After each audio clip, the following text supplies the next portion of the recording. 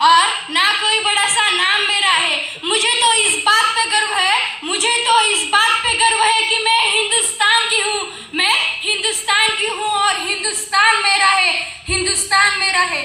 भारत हा नैसर्गिक साधन संपत्ती आणि खनिज समृद्ध देश आहे। माती ही मायाविबा आहे, सागरांच्या लाटा लोळंगळत आहेत। आपल्या देशातून गंगा, गोदावरी, ब्रह्मपुत्रा यांसारख्या रक्तवाहिन्या वाहत आहेत। निर्जीव पक्षी आकाशात भरारी मारत आहेत। सैनिक जवान डोळ्यात तेल घालून देशाची सीमा रक्षण करीत आहेत। किसान लोकराजा बनला आहे। आपल्या देशाला शिमला, कुलू, मनाली, मुठी यांसारखी समृद्ध पर्यटन स्थळे लाभली आहेत। एकूणच आपला भारत देश सुजलाम सुफलाम आहे। आपल्या देशाला पौराणिक आणि ऐतिहासिक संस्कृतीचा वारसा लाभला आहे। आपल्या देशात अनेक भाषांचे, जातींचे, धर्मांचे लोक गुण्या गोविंदाने राहत आहेत।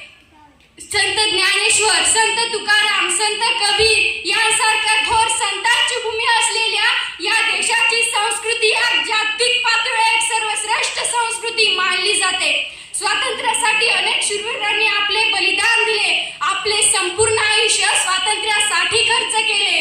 पण आज चीन, पाकिस्तान सारख्या परकीय शक्ती सीमेवर आक्रमणाच्या तयारीत असतात। देशामध्ये दहशतवादी हल्ले होतात। उरी, पालवनम सारख्या रक्ताळलेल्या आठवणी आपल्याला दुःख देतात। शेतकऱ्यांना आपल्या हक्कासाठी आंदोलने करावी लागतात। जातीच्या, धर्माच्या नावावरून दंगले होतात। मित्रांनो, आज आपण अतिशय सुस्थितीत आणि सुरक्षित आहोत। आज आपल्याला प्रत्येक गोष्टीचे स्वातंत्र्य आहे। जरा तो पारतंत्र्याचा काळ आठवून बघा, कसे जगले असतील ते लोक, कसा सहन केला असेल त्यांनी त्रास। अहो, नुसते आठवले की अंगावर शहारे येतात। व्यापारी म्हणून आलेल्या गोऱ्यांनी आपल्या भारतात बस्तान बसवले। आपल्या भोळ्या, भाब्या आणि काही अंशी अडाणी जनतेवर त्यांनी हुकूमत गाजवायला सुरू केली।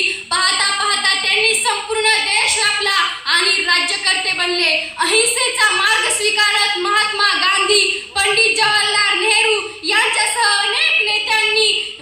अनेक नेत्यांनी आपल्या प्राणांची आहुती दिली। कोणत्या ना कोणत्या मार्गाने स्वातंत्र्य हे मिळवायचेच असा चंग प्रत्येक नेत्याने आपल्या मनाशी बांधला होता।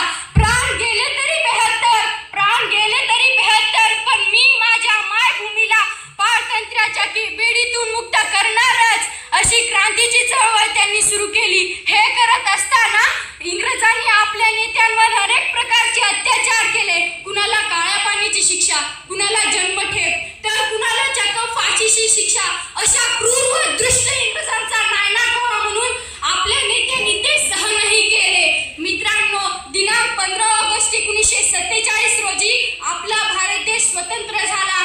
ती सकाळ प्रत्येक भारतीयांसाठी खूप वेगळी अशी होती। सुमारे 150 वर्ष होऊन अधिक वर्ष गुलामगिरीची चादर ओढून गुदमरलेल्या श्वासाला स्वातंत्र्याने मोकळा श्वास मिळाला होता।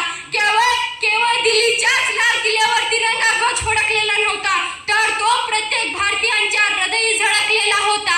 आजचा हा सुवर्ण दिन पाहण्याचे आपणास भाग्य लाभत आहे। हम अपनी जान की दुश्मन को जान कहते हैं, हम अपनी जान की दुश्मन को जान कहते हैं। मोहब्बत की इसी मिट्टी को हिंदुस्तान कहते हैं, मोहब्बत की इसी मिट्टी को हिंदुस्तान कहते हैं। जय हिंद।